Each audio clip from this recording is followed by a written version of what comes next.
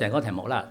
呢個圖畫其實即係我響都係嗰啲圖片嗰度抄出嚟啦，係免費嘅，可以用嘅。咁就即係講翻嗰個情景啦。OK。咁開始嘅時候咧，就先講少少背景啦。咁路加福音嘅19章其實咧係分上半橛同埋下半橛嘅。咁我最主要講下半橛。咁我簡單講下19章上半節講啲咩嘢啦。咁你知道耶穌去到佢嗰個地上嗰個服侍，去到最後期㗎啦。差唔多係最後一個禮拜嘅時候，佢就喺嗰度咧19章開頭就去到嗰度見到該撒。咁啊，該撒爬喺樹上高，想見耶穌，係咪？咁耶穌就叫咗落嚟，就話我話你今日嘅救恩要臨到你嘅家，我要去你屋企度作客。咁佢就將救恩俾咗呢個該撒啦。咁之後咧，佢就有一個關於天國神國嘅講論嘅，用個比喻去講。呢個就係個背景。嚟到下半部咧，就講耶穌咧係預備上耶路撒冷，去到最後期，佢預備要被捉咧，被定罪上十字架。咁佢呢個就係講佢去上耶路撒冷嘅時候，佢自己嘅一個嘅經歷。咁佢就進入耶路撒冷嚇，咁就係好似一個王嘅身份入去嘅嚇。咁呢個由舊約嘅背景啦，陣間我哋讀到啦。咁其實好明顯呢件事就都唔容易嘅。你想象下，如果你人生當中你知道，我當你知道，通常我哋唔會知道，你可能仲有一個禮拜到嘅啫，你離開呢個世界，咁已經好難嘅喎，心裏邊好作難啊！你要離開你愛嘅親人，耶穌就要離開佢所愛嘅媽媽瑪利亞啦，同埋爸爸約瑟啦，嗰樣嘢咧，兄弟姊妹啦，咁並且你會知道你會死得好慘嘅。耶穌就係咁樣嘅心情，因為佢係神，佢又係神人啊嘛。佢知道佢將要遭遇嘅被捆綁、被定罪、死喺十字架，為到世人。咁佢冇逃跑到，就好似佢初初喺曠野被試探嘅時候，佢能夠好堅強咁樣守住父神嗰個嘅位置，俾佢嘅位置。佢仍然係進入耶路撒冷，預備為世人嘅罪死喺十字架。咁呢個咧就係記載佢入耶路撒冷嗰件事，好似個君王嘅身份，但係佢係一個好謙和嘅君王，好似撒迦利亞書嗰度嘅講咗一樣。其實呢段嘅記載咧，其他福音書都有嘅。咁我今日就最主要係講路加福音啦。有興趣大家可以睇其他福音嘅。馬可福音11章1到11節係記同一段嘅。咁第9節講到前行後隨的人都喊着說：和散那，奉主名來的是應當被稱頌的。第10節，那將要來的我祖大衛之國是應當稱頌的，高高在上和散那。嗱，呢一段咧，馬可福音嘅重點同呢個路加少少唔同，突出咗大衛嘅國係嘛嚇。咁大衛國即係以色列人最中意講舊陣時啲嘢噶嘛。大衛王嘅時候佢哋最威噶嘛，係咪國境？咁佢哋就認為呢個記載馬可福音，耶穌咧就係繼承咗大衛呢個國做君王咁嘅意思，強調嗰度。咁路加福音我哋詳細會睇啦，但係38節都講到奉主名嚟嘅王係應當稱頌。咁即係互相係印證住，都係講耶穌嗰個身份，要成為以色列嘅王。馬太福音咧，我唔詳細睇啦，21章1到11節裏邊又係稱耶穌做王嘅嚇。咁呢個好清楚。仲有一個特點咧，喺路加福音嗰度記載成件事，我呢間慢慢去睇，就好似漸進式嘅，好似一幕一幕由遠至近，耶穌點樣離開耶路撒冷城有段距離，然後越行越近，入到耶路撒冷，受啲民眾嘅歡迎，好似王咁歡迎佢。29節嗰度提到將近伯法其和伯大尼，就係耶路撒冷城外嘅啲好細嘅鎮嚟嘅。即係好似 Carey 隔離有個好細嘅鎮，就快入到嚟 Carey 啦咁樣。37節正下橄欖山，橄欖山其實就係耶路撒冷城外邊嘅一個稍微高啲嘅山。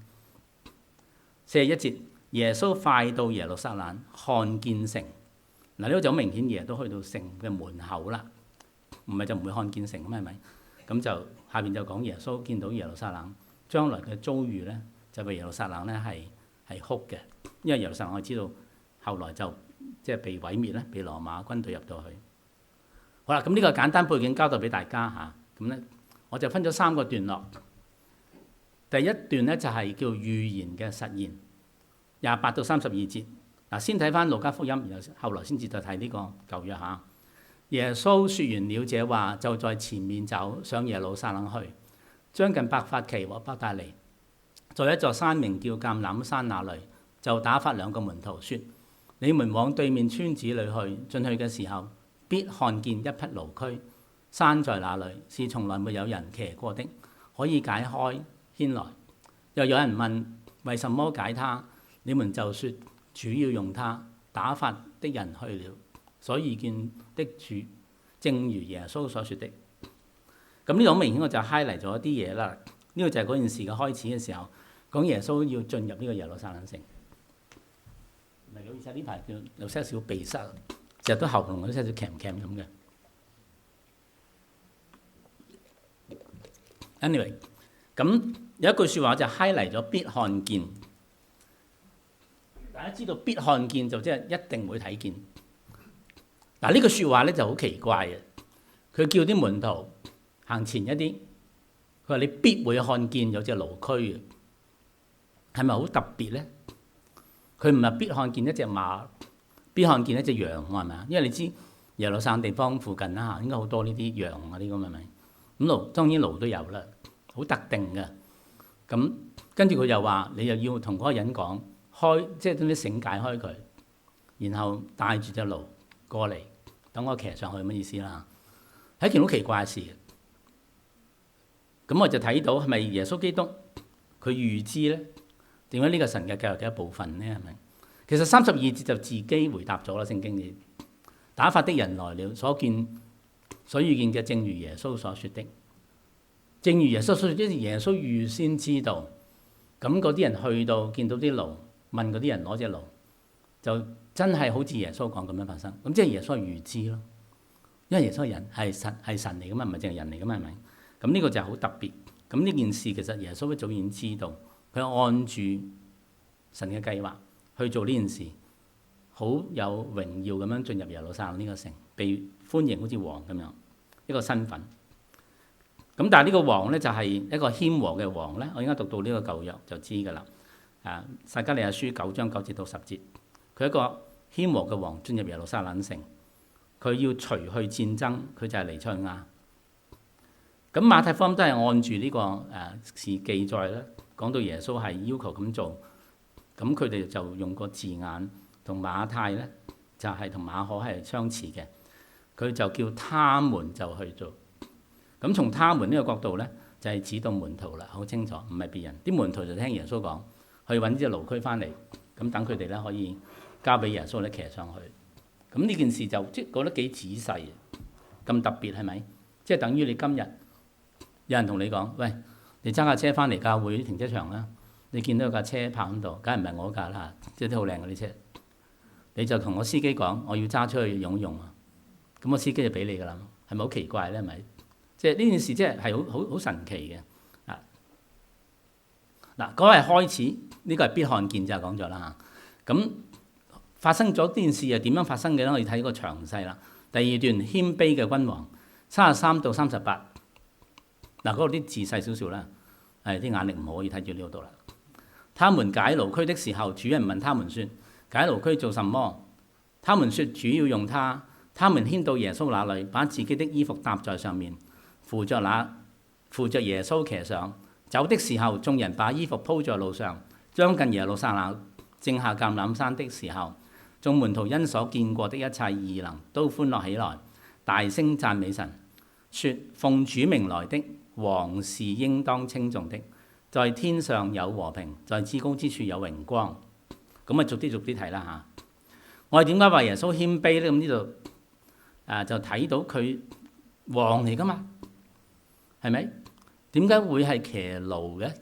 唔係坐 Benz 嘅，有子彈玻璃嗰啲嘅係咪？下低個鋼板仲要加厚嗰啲嘅係咪？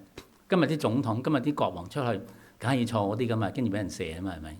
咁但係耶穌冇咁樣嘅即係行頭啦，同埋威勢啦嚇。驢係當時猶太人嘅地方好普通嘅嘢嚟嘅。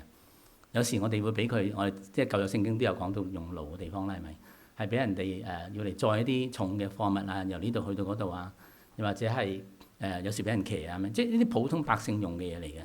咁點解做王嘅要用呢啲嘢咧？咁樣入去咧咁佢本來有榮耀㗎嘛，係咪？咁但係佢冇用到呢啲嘢。咁咧就，但係最重要就係38節啲門徒都話奉主名來的王應當稱頌，在天上有和平，在至高之處有榮光。嗱呢句説話咧，好明顯啲門徒係識舊約嘅。我唔知大家有幾熟舊約啦。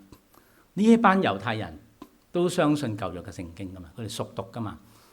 我哋知道今日猶太人嘅傳統都仲係要佢啲小朋友咧，成日都去背誦，好攞命㗎，用希伯來文嚟背誦舊約㗎。譬如我知道佢哋可以將以賽亞書咧重要嗰啲段落咧，由頭至尾背出嚟嘅，唔係英文啊，唔係中文啊，係希伯來文啊。而家今日我哋社會冇乜人講希伯來文㗎嘛，係咪？咁佢哋真係好熟舊約嘅嗰時候都，呢個係佢哋世代都好強調，你哋要熟誦背誦呢個舊約嘅聖經。咁佢哋點會唔知道撒迦利亞書呢一段呢？佢哋知嘅，見到耶穌要做呢個動作，預告你哋去攞隻驢嚟啦，然後帶翻嚟俾我騎，進入耶路撒冷城。呢個圖畫就係撒迦利亞書講嗰樣嘢嚟嘅。彌賽亞神派嚟嘅嗰個即係嗰個救世主啦，就係要咁樣進入耶路撒冷嘅。咦？唔通耶穌就係咁樣？因為佢哋熟悉舊約嘅聖經，佢哋就知道。但係佢又睇到耶穌咁樣入去咧，係一個好謙卑嘅。佢唔係真係用君王嘅身份帶住兵馬咁樣入去，表明佢好謙卑嘅。咁呢度咧就應驗咗舊約嗰度，撒迦利亞書9章9節同埋10節。錫安的民啊，應當大大喜樂；耶路撒冷的民啊，應當歡呼。看啊，你的王來到你這裏，他是公義的，並且施行拯救，謙謙和和地騎着驢，就是騎着驢的駒子。我必除滅以法蓮的戰車和耶路撒冷的戰馬，爭戰的弓也必除滅。他必向列國講和平，他的權柄必從這海管到那海，從大河管到地極。嗱，呢度兩點好突出嘅。呢個王係謙謙和和嘅，謙卑同埋係好和氣嘅，係咪好溫和嘅？中國人個發明個字眼真係好，英文好多可能呢個字係對等嘅啫。我諗要請教啲學生下，謙和真係唔知中英文點譯，可能譯到個謙卑就譯唔到個和係咪啊？咁呢個舊約個經文譯法，咁佢係一個謙和嘅君王，謙卑嘅君王，呢個第一點。第二，佢唔係嚟到打仗嘅，佢要帶嚟和平嘅。例如第10節，佢將啲戰馬、戰車、啲弓全部除滅嘅，即係唔好再攞刀攞槍啦。幾好嘅世界，係咪？佢要講和平嘅，佢唔係用打仗嚟到管治呢個以色列同埋呢個世界，係用和平嚟管治嘅。咁即係話呢兩點我哋要記住，一個謙和嘅君王嚟到要統治以色列同埋呢個世界，但係佢講和平。當然啲門徒明白唔晒啦，好多時讀聖經都明唔晒㗎嘛，係咪？佢就係知道嚟個王，好啊好啊嚟個王咁樣。佢係希望有個王好耐㗎啦嘛，由舊約過渡到新約有幾百年，佢冇乜先知起嚟嘛。我哋知道嗰陣時候比較即係黑暗啲啦嚇，即係冇先知啦已經。佢哋等緊人嚟拯救佢哋啊嘛。我哋好多時都提呢個耶穌出世嘅背景就係已經俾羅馬統治咗有一段時候，佢哋已經亡咗國好耐啦。佢哋住嘅地方係殖民地嚟噶嘛，佢梗係想恢復翻大衛嘅王國，重新起嚟咧咪。所以佢等緊嘅君王咧，佢哋明啲唔明啲嘅。我唔知佢哋點樣問佢哋嗰啲律法師啦嚇，啲律法師點解俾佢哋聽啊？呢個王嚟到唔係幫我哋搞掂翻羅馬咩？搞掂翻羅馬講和就得噶啦咩？你試下啊！你去同而家嗰啲國家嘅領袖叫唔好打仗啦，講和氣啊，梗係唔係咁簡單啦咪？佢哋話俾你聽，以戰嚟到得和氣啊嘛，咁又唔係冇道理嘅係咪？你唔打低嗰啲唔好嘅國家點樣和氣咧？佢哋會咁講噶嘛係咪？所以嗱，你記住呢個背景，啲門徒係明啲唔明啲，但係佢都去做喎。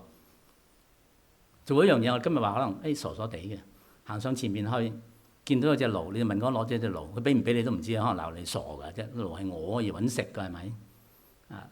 我以為揸 Uber 架車俾你用，我揾食嘅呢個 Uber 車，你撞爛咗咁點啊？無端端攞車去咪。咁但係佢哋又去做喎，因為佢哋已經經歷咗耶穌基督一段好長嘅時間，已經去到後期啦嘛。見過耶穌基督做咗好多神蹟奇事啊嘛，係咪？咁佢哋都信嘅。OK。但喺神學上高，我哋轉深啲咁樣嘅謙和嘅君王啊，一個彌賽亞啲咩意義咧？希望幫我哋日常生活咧，我哋有啲嘅領受。嗱，第一佢係一個和平同埋權力嘅象徵嚟嘅，淨係強調咗啦。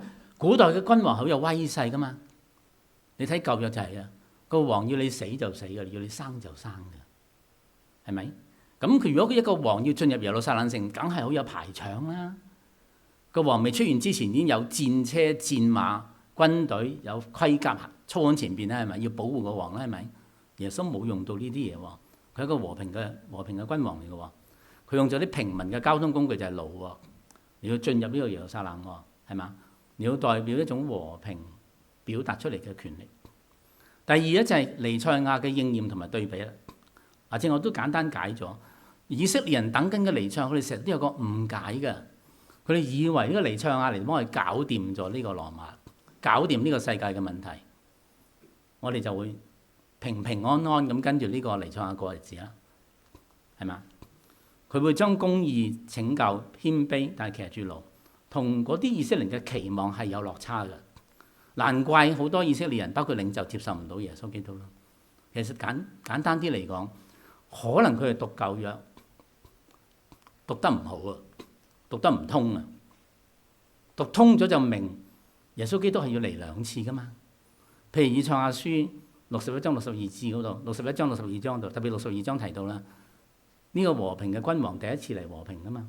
但第二次嚟嘅時候咧，就真係動刀動槍啦。因為耶穌基督第二次再嚟嘅時候就要審判呢個世界嘛，列國列邦都要下拜嘛。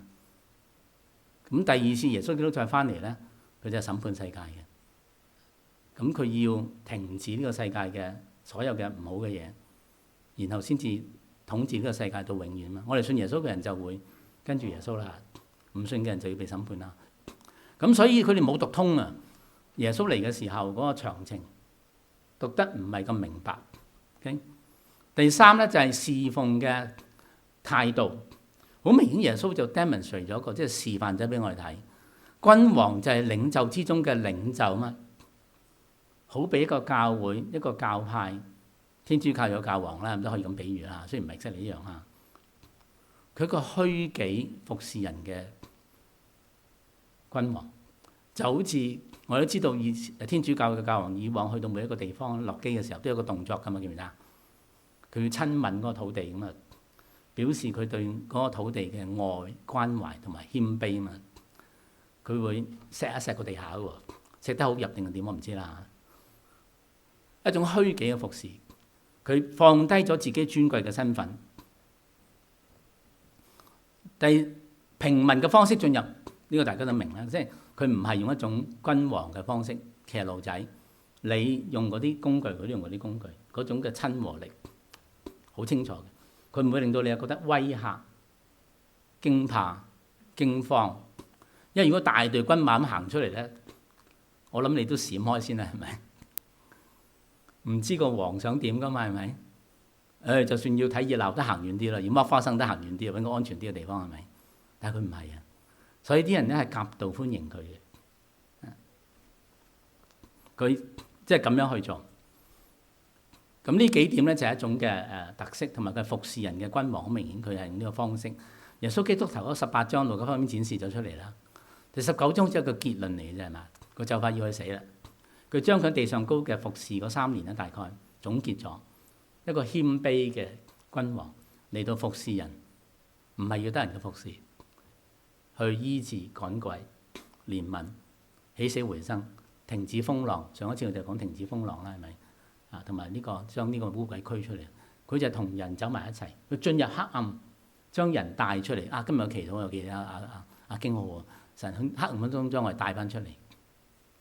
佢做呢啲嘢咧，就係同我哋走埋一齊嘅，同我哋去經過嘅，佢咁樣服侍人嘅。佢唔係高高在上，命令你去就去，翻嚟就翻嚟，命令你攞你嘅人頭就攞你人頭。佢唔係嗰種王嚟嘅，同我哋係好親近嘅。咁之後提到咧，就係耶穌基督嗰種嘅虛己咧，最清楚就係呢段經文，我都可以稍微睇一睇，就係腓立比書2章5到9節，大家都好熟噶啦。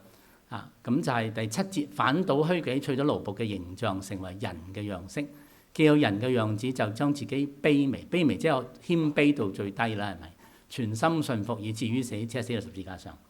嗱，呢經文大家都好熟嘅，就係講到耶穌基督，因為佢要拯救我哋嘅罪，道成肉身，降卑為人，將自己神嘅身份放低咗，倒空咗，而採納咗人嘅樣式、人嘅形象，成為我哋嘅奴僕嚟服侍我哋，以至到死。咁呢個就好清楚，呢個謙卑去到最極點嘅地方。咁嗰個結果就係嗰啲門徒都讚美佢嘅，同埋啲民眾係嘛？咁因為門徒跟咗佢幾年啊嘛，終於都明白好多，承認佢就係神，知道佢就係神，見過佢好多神蹟奇事，起死回生、醫病趕鬼，無數次咁多係咪？呢個就係佢所講嘅異能，所以佢哋就信耶穌，知道佢就係神，佢就係彌賽亞，咁樣嘅心態嚟歡迎佢。啲民眾知唔知？我唔知喎。如果啲民眾讀聖經讀舊約，撒迦利亞書讀得唔清唔錯啦，佢哋可能有個 puzzle 我講咗啦。咁樣嘅王咁謙和，又冇威勢，又冇軍隊，點搞咧？點樣幫我哋打低羅馬政府？可能咁樣諗嘅喎。民眾有各種心態咁係咪？但係唔好理咁多啦，歡迎咗先啦咁樣係咪？我哋唔好即係都係咁樣嘅心態。嗱，如果耶穌基督就一個謙和謙卑嘅君王，從神學嗰度帶翻嚟啦，落地一啲啦。有幾個含義我自己領受出嚟同大家分享，就係佢有權柄係唔用嘅，佢可以發出命令㗎嘛，係咪？集結佢嘅軍隊，操入呢個耶路撒冷城都仲得，或者叫啲大臣預備呢樣預備嗰樣係咪？鳴鑼喝道，中國啲官係咁樣嘛，行出嚟啲人驚㗎嘛係咪？咁佢又可以命令啲人去做嘢，但係佢完全冇咁做喎，淨係攞隻驢駒就好簡單啫喎。呢個就係佢有權柄冇用到，有地位但佢放棄咗。王梗係好架勢㗎啦。今日大家如果講英女王，大家就明啦。我哋由香港嚟嘅咧，即係以前經歷過殖民地嘅年代。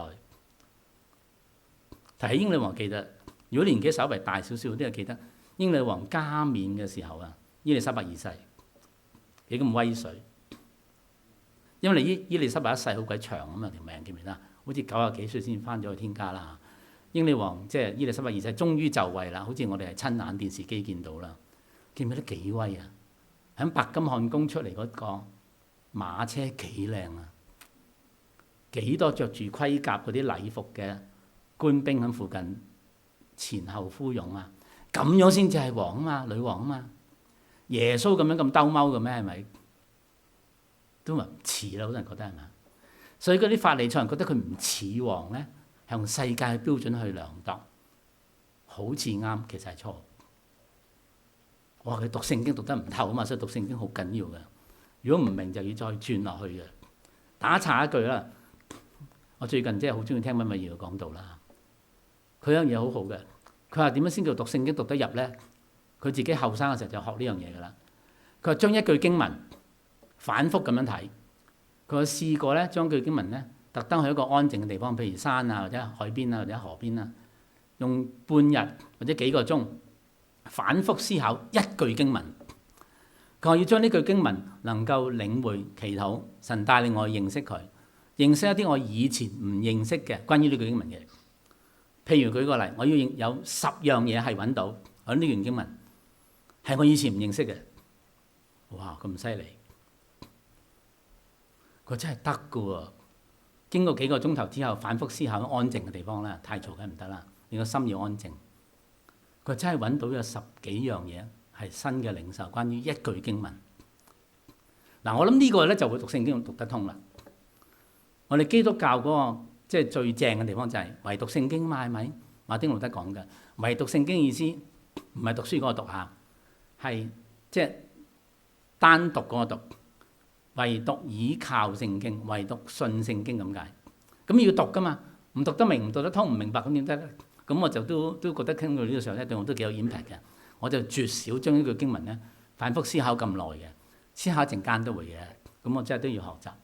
咁如果啲猶太人有呢個心態咧，可能佢係明啲咩叫彌賽亞嘅王嘅喎，因為神寫出嚟嘅話係俾人明白噶嘛。就係嗰啲猶太人可能諗得唔夠啊，又冇學得通啊，先唔明啫嘛。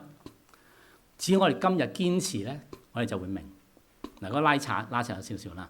翻返到第二點啦，有地位卻唔用，君王嘅地位好崇高噶嘛，淨係講緊呢點啦。咁英女王有佢自己嘅地位噶嘛，出嚟唔可以用平民嘅方法出嚟噶嘛，係咪？用平民方法出嚟咪出事咯，見到安德魯王子咪咯，咪出事咯。做晒平民做嗰啲嘢咪出事咯，係咪？即係講佢做得唔啱嗰啲嘢啦。佢應該要做翻君王嘅品格，君王嗰種嘅品德，君王嗰種地位應該做嘅嘢嘛。佢冇啊。咁但係我哋嘅主，佢有君王嘅品格啦，梗係佢謙和謙卑，佢有憐憫有愛心，呢啲內涵佢有晒嘅。不過佢嘅地位雖然係尊貴，但佢冇用出嚟。佢用呢樣嘢嚟威嚇啲人，要俾人哋知道佢敬拜佢，唔需要咁樣嘅敬拜。佢要憐憫，佢要拯救，讓罪人可以行近佢。其實個心可以明白嘅，大家。今日就算我哋信咗基督徒咧，如果我哋覺得耶穌嘅地位高高在上咧，就幾難行去佢嗰度嘅喎。我唔知你啦，我就會啦。耶穌高高在上嘅，清清潔潔嘅，佢又唔係好憐憫嘅。話我咁多時候做錯嘢，又有時會犯罪，我點解行埋咁清潔嘅主嗰度？佢又唔憐憫我嘅，咁高地位係嘛？所以耶穌嚟到，佢唔單單淨係簡單為我哋死，當然都唔簡單啦。佢要俾我哋睇到，佢係同我哋係走得好近嘅。佢入到我哋嘅生命嗰度，同當時嘅人一齊住一齊食幾年嘅。佢唔係高高在上嘅，佢放棄咗呢個咁尊貴嘅地位，同我哋走埋一齊。今日佢都喺我哋嘅心中，用聖靈嘅方法出現噶嘛。我哋隨時都可以揾佢，佢唔會高高在上，唔理我哋，佢憐憫我哋。第三就係能力唔用啦。前面18章已經講過，好多方書講醫病趕鬼、起死回生，全部做晒噶啦，連大自然都征服。上一次同大家分享嗰個信息啦，連海都要聽佢話，風浪都要停止。佢可以變啲嘢出嚟噶嘛，有能力啊嘛。就算當時叫羅馬派啲兵俾佢，梗係唔會睬佢啦，係咪？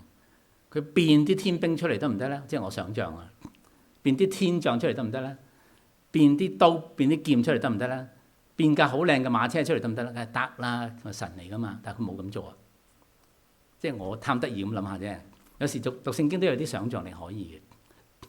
能力就表示佢係一個有能力嘅神嚟噶嘛。佢梗係可以做啦，不過佢冇做啫嘛。佢冇用呢啲。Okay? 福音裏面嘅記載咧，耶穌就係總會充滿咗愛心啦，同人哋走埋一齊嘅，平等嘅。佢唔係高過你嘅，雖然佢有能力、有權柄、有地位，但係佢唔係呢個角度咁樣嚟睇你嘅。等你覺得呢個係可以親近嘅主，咁你先至去揾佢嘛，先至會認佢做一個主，願意投向佢嘅懷抱啊嘛。如果佢用晒呢啲嘢嘅時候，可能我第一個驚我就跑咗啦，遠而敬之係嘛？其實呢度咧，令我提到咧，諗到咧，箴言9章10節咧，一個咁高、咁有地位、咁有權柄嘅主，但係唔用出嚟，仍值得我哋敬畏嘅。敬畏耶和華是智慧嘅開端，認識字典就是聰明。其實就包含咗裏邊一個咁值得我哋尊敬、有權、有地位、有能力嘅主，我哋梗係要敬畏啦，係咪？咁但係箴言書俾我睇到，我哋敬畏咧同佢謙卑有關係。咁我而家下低個講論咧，就有一部分咧係採用咗溫偉耀博士嘅講論嘅，即係俾翻個 credit 佢。咁當然有啲嘢變咗自己即係領受啦。如果我哋對住一個咁敬畏嘅主，我哋想學習嘅謙卑咧，首先就係要敬畏佢。聖經講咗啦，敬畏耶和華就係智慧嘅開端啊嘛。呢個智慧係神裏邊嘅智慧。如果你想得着一個真正嘅智慧，你要敬畏神，你就會容易啲學到耶穌基督嗰個謙卑。謙卑嚟服侍人，認識至善者就是聰明。咁講翻今日嗰個世界，嗱下邊有啲嘢咧，根據本位博士講嘅，後邊嗰部分咧就我自己演化咗出嚟啦。所以講得唔好啲就歸我啦，講得好啲就歸佢啦嚇。OK， 現今嘅世界其實係一個商業社會嚟嘅，講求實際嘅效率、功能，人要競爭咁喺社會度揾食咁係咪？特別喺美國，如果我哋要生存得好，梗要做嘢勤勤力力，有效率做得好啦，係咪？然後達到成功咧，呢個個個都咁做㗎，大家都要生存。但係個目的説到最後都係比較為到自己嘅生活係咪正常㗎？供書教學、交租、mortgage 要錢㗎嘛係咪？比較自我嘅一種嘅動力都 OK 嘅，呢個全部都係咪？我哋嘅生活，但係咁樣嘅社會到我哋成功嘅時候咧，因為我用自我嘅動機啊嘛，供應自己嘅家庭啊，供應自己嘅生活啊，甚至乎去旅行啊、享受，無不可嘅係咪？咁你到結果你真係成功啦，咁我哋社會好多啦，教會都有啦，成功嘅專業人士好多啦，成功嘅商人好多啦，係咪？咁你都會歸翻到自我度，因為你自我開始嘛。我成功咗啦，或者達到某個境界啦。根據溫美儀博士講，就容易產生驕傲。如果覺得又合理喎，因為你用自我開始噶嘛。我要供應俾家庭，我要努力做工，我要揾食揾得夠，要供書教學，要買樓，有錢去旅行，有錢儲，將來退休係咪？用自我嘅動機開始，用自我完成咯。咁呢個咧就會令到人產生有驕傲感。我贊成佢啲睇法。咁有時人咧就會更加自我中心添嘅，因為我諗社會時間都好多嘛，諗一日就算你翻工8個鐘頭，一個禮拜咪50幾個鐘頭咯，連埋搭車嗰樣嘢係咪？起碼50個鐘頭啦。翻嚟教會係幾個鐘嘅啫喎，邊度影響我哋多啲？邊度容易影響我哋多啲？咁如果我哋侍奉上帝嘅時候，都習厭咗呢啲社會嘅嗰種嘅氛圍咧，嗰種嘅做法，講求效率，講求成功，成功咗之後就歸翻俾自己，社會係咁噶嘛，係咪？就會唔夠謙卑啦，因為我哋唔響敬畏神嗰個前提出發啊嘛，我哋嘅動機係比較自我啊嘛。當然我哋都係服侍神嘅，但係裏邊摻雜咗好多自我嘅動機，要成功，要叻。要爭取一啲地位，如果有呢啲嘢發生嘅時候，就會容易驕傲啦。咁喺教會，如果出現呢啲嘅時候咧，咁就比較麻煩嘅，就覺得同人哋比較啦，我叻過你，你嘅意見唔夠好，我嘅意見好啲嘅，咁就比較麻煩啦。咁佢冇去到神面前咧，就去多啲去詢問啊，因為正話嗰句聖經呢個。敬畏耶和華智慧開端嘛，我哋要喺神裏邊詢問，由嗰度開始啊！我哋有啲咩嘅見解，有啲咩嘅做法，有冇問過神先？咁先叫敬畏耶和華嘛。敬畏耶和華唔係淨係響大是大非，要唔要娶呢個姊妹，嫁唔嫁呢個丈夫，先至係問神噶嘛。當然你都需要啦，嗰時候更加需要啦。我哋敬畏耶和華喺每一件事上高都要敬畏佢，都要跟從佢噶嘛。所以如果啲驕傲嘅人咧，佢哋就比較少去詢問神咧，就會繼續會驕傲咯，以己見認為就係最終嘅答案咯。佢冇去祈禱，冇去詢問神，佢唔覺得有需要嘛。咁嘅時候，教會嘅狀況就可以想像啦，就會好多呢啲私見，周圍都有啦，好多私人嘅做法周圍都有啦，甚至乎唔合乎神嘅心意都會有，係咁樣嘅意思嚇。咁咩叫真正嘅謙卑咧？講咗一啲比較負面啲假如嘅嘢啦。嗱，呢個例子係溫美儀博士舉出嚟嘅，所以要 call 翻。Karl Barth 好出名，呢個神學家。Karl Barth 係即係差唔多係過去1個世紀屬於最偉大嘅神學家其中一個啦。佢有一套書叫 Church Dogmatics， 就係教會嘅信仰信條啦。咁睇你點樣印刷。起碼由10幾本至到20幾本都有嘅，即係睇你點分段落。咁佢都俾 Time Call 過封面人，真係好犀利啦，係咪？咁有人就問佢：你呢套作品咁犀利，全世界基督徒都公認係好勁嘅神學作品嚟嘅。咁你將來都要翻天家噶嘛？你會唔會帶埋翻上去咧？咁樣佢梗係唔會啦。佢話：我呢套嘅所謂神學嘅書，我帶上天家俾天使見到。俾神見到，不值一提，4個字譯翻出嚟，不值一提。咁偉大嘅神學著作，用幾多年先寫成啊？可以分成20幾冊都得嘅。如果你睇點分啊，印出嚟，我諗睇完一次都可能要1年半載啦，係咪？我哋去睇，如果要明白，可能要2、3年啦，係咪？佢話不值一提，我覺得呢個真正謙卑。呢個溫偉耀嘅例子，咩叫謙卑？因為佢敬畏神啊，佢知道一切嘅智慧喺神嗰度。佢可能神俾咗的咁多佢寫咗呢套書。佢點解能夠做到呢個境界呢？我相信就係佢將佢一切嘅思想、一切嘅成就，無論喺教會裏邊、教會出邊寫書，歸翻落去神裏邊睇啊！當我哋嘅思想、我哋嘅成就歸翻落神裏邊睇，好似個大圓圈包住咗自己，神喺自己其中一點嘅啫。呢個大圓圈裏邊其中一點嚟嘅啫。呢個圓圈好多點噶嘛，你幾多點先形成嗰大圓圈嘅整體呢？讀數學叻嗰啲人就明啦。要無限嘅點先至可以形成一個大圓圈噶嘛，你係其中一點啫嘛，細到睇唔到噶嘛。如果我哋將啲思想歸落去神嗰度，俾神嚟到察驗我哋嘅諗法、我哋嘅態度、我哋做嘢、我哋嘅成就，真係不值一提嘅。神係偉大、全知、全善、全能噶嘛。我哋有冇將每一件事、每一個思念、每一個做法，無論在光明、在黑暗，都帶到神嗰度咧？去俾神檢查一下咧，呢個係真正嘅謙卑。咁呢個弟兄呢個姊妹就會有好大嘅屬靈長進。咁我都係追求緊呢樣嘢。我咁樣講嘅時候，我唔夠代表我自己做到嚇，我都喺努力當中嘅啫，同你哋都係差唔多。箴言書12章15節講到愚妄人所行的，在自己嘅眼中行為正直，為智慧人肯聽人的勸教。嗱，如果真係真正謙卑嘅人咧，我哋可以有個推論啦。溫偉博士都咁推論出嚟嘅，就會得到真正嘅智慧。然之後根據呢個箴言呢句説話咧，佢就肯聽人勸教噶咯喎。呢個就真係好重要。其實喺世界做嘢都重要。我哋世界講 teamwork 啊嘛，唔係淨係講騎喺人哋頭上高啊，踩住人哋上㗎，係咪？我哋要能夠 teamwork，就要聽人哋嘅意見，聽人哋嘅勸告啊嘛。教會都好重要嘅，我哋要有 teamwork 㗎嘛，凡係做事都 teamwork 當中，我哋唔能夠以一己嘅意見嚟到蓋過其他人嘅意見，咁呢個咪唔聽勸告咯。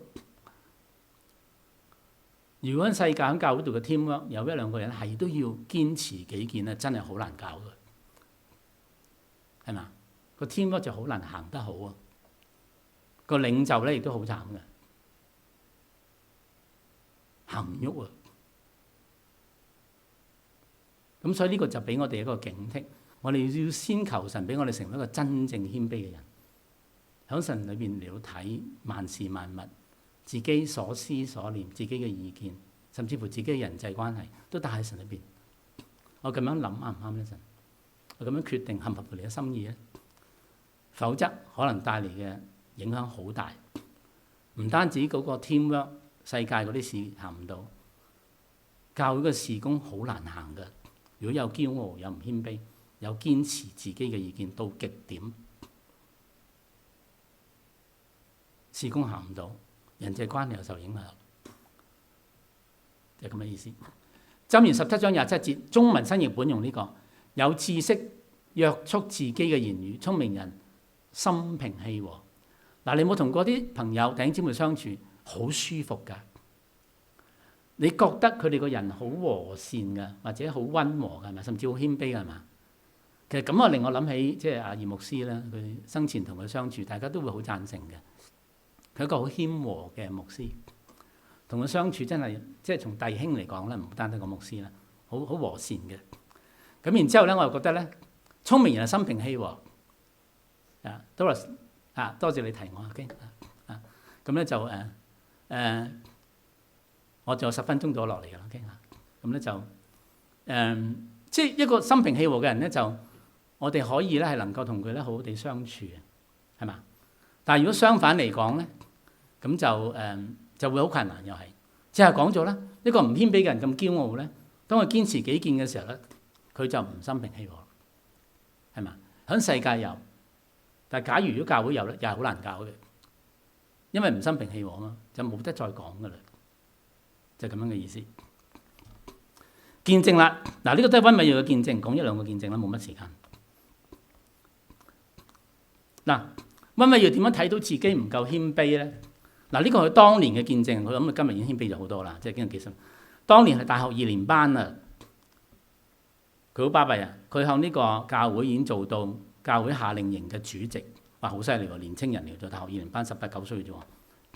咁佢要預備一個退休營，就喺呢個烏溪沙。如果我哋又翻唔上年紀就去過㗎啦，烏溪沙退休營。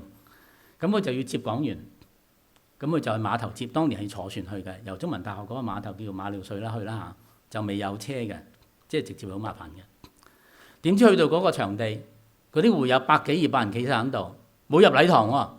佢點解做乜唔入去聚會啊？佢話你聽下，已經有人唱緊詩歌啦。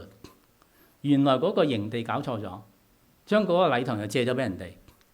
夜晚7點零鐘，佢一閉，營地個 office 閂咗，揾人幫手都冇啦。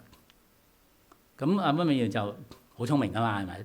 佢話唔緊要，我哋就喺操場嗰度，有啲類似看台一級級嘅，我哋就喺嗰度聽牧師講道啦。今晚聽晚先翻入去啦。而家嗱咁啊，整好多嘢，好似今朝我哋咁少少頻輪啦。半個鐘頭搞掂咗，開始講道。開始講道唔夠5分鐘，落大雨啊！佢話點解會咁嘅？佢話我哋咁好嘅退休營，請咗咁好嘅講員，落場大雨，梗係雞飛狗走啦。嗰晚就冇得講道啦。咁佢同我講員講，真係唔好意思啊，真係落大雨，個場地唔知 double book 咗，我哋用唔到。但係呢個營會第2、第3晚繼續進行。佢之後就講翻佢呢個見證點樣令到佢學到謙卑咧？佢話呢個營地最後嗰晚，當牧師講完道呼召，多數係基督徒嚟噶嘛？佢話根據佢記得係佢哋教會咁多屆夏令會最多人獻身嗰晚嚟嘅，咁都得。佢話並且呢啲獻身服侍嘅弟兄姊妹，今日仍然服侍緊做牧師、傳道或者宣教士。佢就知道原來神做嘢有佢自己方法，唔使嗰個講員第一晚講嘅，甚至乎唔使我溫美瑤要搞咁多嘢。神要做嘢，佢有自己方法做嘢嘅。不過我有份去掂少少做下主席，搞啲嘢嘅啫，唔使我咁懶聰明嘅。另外一個例子咧，就係類似嘅啦。講另外一個，好快講俾你聽啦。咁我哋就已經差唔多去到最尾一段。我唔知係咪同一個營會，佢嘅講個見證嚟嘅。佢話又去退休營啦，又係好年青嘅，又係讀緊大學嘅，又做主席，係咪同一次我唔記得啦嚇。咁佢因為要預備咗營會咧，咁大嘅營會成200人報名㗎，佢做主席第一次做啦，好忙啊，好多嘢搞㗎嘛。今日阿新哥唔知有冇嚟啦，你問阿新哥就知道搞營會幾咁辛苦，佢搞過1、2次營會幫教會。佢話忙到佢連學校嗰啲嘢都好辛苦。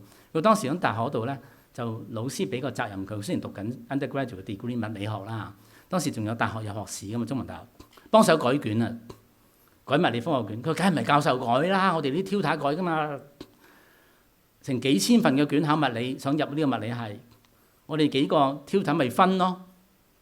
你專改第一題，我改第2題，嗰第3題，咁加埋分咯。佢唔知分到邊題唔記得咗啦嚇。佢改下，佢好忙，要去搞營會，要開會，好多嘢做噶嘛。佢諗到個方法，行咗個捷徑。時呢10日改完咗，好快個系主任召見佢。其他人就改緊喎，日日翻去就攞卷嚟改。佢已經改完，佢要開會預備營會嘛，服侍主嘛，好緊要噶嘛。佢係主席嚟噶嘛，好緊要噶嘛。佢個心係啱嘅，服侍主。不過做法係主任見到咩？鬧佢啊！詳細你聽翻佢嘅見證啊！有一句説話鬧到佢嘅心，今日都仲記得嗰句説話。佢係咁鬧呢個學生，佢話你有冇再離譜啲啊？咁樣改卷，求其，淨係睇答案啊！嗱，到今日你近你就知啊。佢話點樣演算推論得到答案，你唔睇啊？個教授知道點改噶嘛？佢話好多時佢最尾當時連電腦啊，甚至乎計算機都未有乜滯噶嘛，要拉尺噶。佢做物理計數當時，阿 Q Sir 可能就知。佢話佢最尾計錯咗，睇錯數唔出奇噶嘛，但係佢演算佢推論啱啊嘛，你要俾翻大部分嘅分佢，你係冇俾到啊。淨係睇答案嚟改分，你梗係快啦咁樣。是呢實啦，佢哋會唔會害咗一個人嘅終生啊？入唔到中文大學啊？哇！呢個説話鬧得幾重。佢翻嚟就反省，佢知道自己靠自己嘅能力去服侍，是呢實啦，搞掂咗手頭上嗰個嘢，冇盡好自己應有嘅職責，冇好好地去祈禱，冇去尋求神，冇去敬畏神，冇謙謙卑卑。咁呢個都俾我一個好大嘅提醒。我哋咩叫謙卑？咩叫敬畏神呢？我哋要做好自己手頭上應該做嘅崗位，正正經經按照聖經嘅教導去做。唔好以為我自己，譬如我啦，我做咗呢個好高嘅位啊，我就搏命去做，其他嘢我就唔係好理，咁係唔啱嘅，咁咪唔謙卑咯，咁咪靠自己服侍咯。OK， 最後一段啦，講到上帝嘅審判，呢度簡單啲啦，大家都知㗎啦。耶穌快到耶路撒冷，看見城就為他哀哭。咁耶穌為到呢個城哀哭，唔係真係為到呢個城嘅城牆啊，而係為到以色列人嘅遭遇。咁多年嚟唔同嘅先知嘅講論，佢哋唔聽。耶穌親自嚟到道成肉身，佢哋都唔聽啊！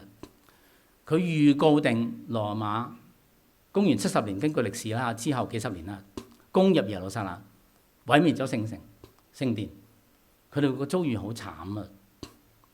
咁呢度俾我哋嘅提醒就係，我哋信耶穌嘅人，我哋已經得着福音啦。我哋冇按信仰上嗰紮根咧，有冇去敬畏住、謙謙卑卑咧？咁呢個撒迦利亞書14章都有個記載嘅。看下耶和華嘅日子到啦，人要在你們中間分取你嘅掠物，因為我必招聚列國與耶路撒冷作戰喎。唔同晒喎，呢度唔係淨係講和平嘅軍咯。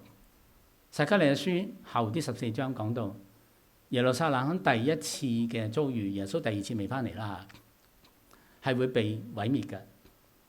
耶穌第二次翻嚟會重建翻呢個耶路撒冷，我哋知道呢個經歷好慘嘅。猶太人就亡咗國，直到好似1948年先復國，差唔多2000年之後，好慘嘅遭遇。你去睇婦女被強姦，屋被搶掠，城必侵佔。咁呢個警告其實當時耶穌都俾咗佢哋以色列人，你哋要悔改，翻去讀好啲你個聖經。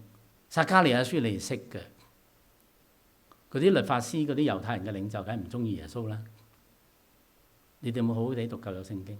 有冇喺我面前真係敬畏我、謙謙卑卑？呢個就係嗰個教訓。其實以賽亞書已經講過，啲人係會係心蒙咗脂油，耳朵發沉嘅，眼睛昏迷，睇唔見，讀唔明白，因為佢哋嘅心唔敬畏神。原來一切係由敬畏神開始嘅。我哋讀幾多聖經，做幾多服侍，其實可能都冇用嘅。如果我哋唔係敬畏神，唔係由神裏邊出發，參雜咗好多個人嘅動機，甚至乎驕傲嗰樣嘢，神唔喜悅嘅，絕對唔喜悅嘅。嚟到結語啦，咁我覺得即係我哋今日嗰個經文咧，就強調耶穌係一個即係謙和嘅君王，謙謙卑卑啦。我覺得俾我哋好多嘅反思，俾我自己都好多嘅反思啦。我哋好多時都係服侍主啦，教會度。我哋會唔會都有好似耶穌咁樣咧？有權柄盡量唔好用，有能力盡量唔好用，有地位盡量要放棄。我哋要去到人群當中去愛心關懷佢哋。我哋弟兄姊妹當中有邊啲好需要被關懷嘅咧？有邊啲好要憐憫嘅咧？我哋嗰個關懷組咧，其實做得好好嘅，即係我要讚佢哋啦。即係一路都關懷好多有需要嘅弟兄姊妹啦，或者年老嗰啲啦。今日我見到 Teresa 翻嚟喎，我有啲 surprise 喎。佢本嚟話一個月咧都係麻煩人哋一次半次好啦。佢個心好好嘅，好多弟兄姊妹願意車佢嘅。佢話唔好搞到人哋咁辛苦。佢話希望一個月翻嚟一次嘅。咁我諗要3月尾先再翻㗎啦。咦，佢出咗嚟啦。可能有個弟兄唔知點樣搞到佢願意俾佢服侍，車佢過嚟，好似見到 Stanley 同佢入嚟，要多謝 Stanley 弟兄啦嚇。即係呢啲服侍咧，我好感謝主，我與堂有一種嘅親和力啊，有一種彼此照顧嘅心，即係唔會似聖經講呢度啲情況咧，即係絕大多數都唔會啊，即係間唔中有少少啦嚇。咁我覺得真係好好嘅。咁我哋呢種嘅相親相愛咧，係能夠喺神裏邊咧，能夠謙卑，能夠將自己擺上。我哋知道我嘅動力係嚟自神嗰種嘅謙卑，嗰種嘅溫和，而唔係作威作福嗰種咯。咁我哋就彼此嘅服侍就會更加合乎神嘅心意。咁我哋時時都去提醒自己啦，亦都互相提醒。咁我哋就能夠成為一個更加好嘅團隊。特別我而家都未有牧師啊，我哋啲真係好努力祈禱，希望快啲神派一個牧羊人嚟啦，嚟到帶領我哋。咁我哋嘅事工，我哋嘅異象做得更加好咯。咁最近做嗰個元宵節啦，我覺得做得好好嘅。咁啊，希望我做多啲咁樣嘅 outreach 啦。咁帶領嘅同工亦都係好努力啦，做得非常之好。嚟到我哋結束好冇？天父上帝，我哋感謝你俾我哋弟兄姊妹好多嘅提醒，讓我哋睇到耶穌基督係一個謙和嘅君王，我哋就能夠係學習耶穌基督。耶穌基督就係一個咁樣嘅帶住溫和、帶住謙卑、帶住愛心嚟到我哋呢個世界，嚟到服侍我哋，讓我哋做服侍嘅弟兄姊妹，無論高高低低嘅位置，喺神裏邊其實都唔係好重要嘅。神睇我哋嘅心，有冇一個敬畏佢嘅心，謙卑嚟到服侍眾人。讓我哋學習有權柄盡量唔用，有地位盡量唔用，有能力盡量唔好用喺其他弟兄姊妹身上，而係要顯出耶穌基督嗰種嘅愛心，嗰種嘅憐憫，帶領我哋走日後嘅日子，更加成為一個有愛心、有見證嘅群體。求你亦都憐憫，早日賜俾我哋一個牧師或者傳道人 full time 嘅嚟帶領我哋，讓我哋能夠個方向同埋道路走得更加好。咁樣簡單禱告，奉靠主名求，阿門。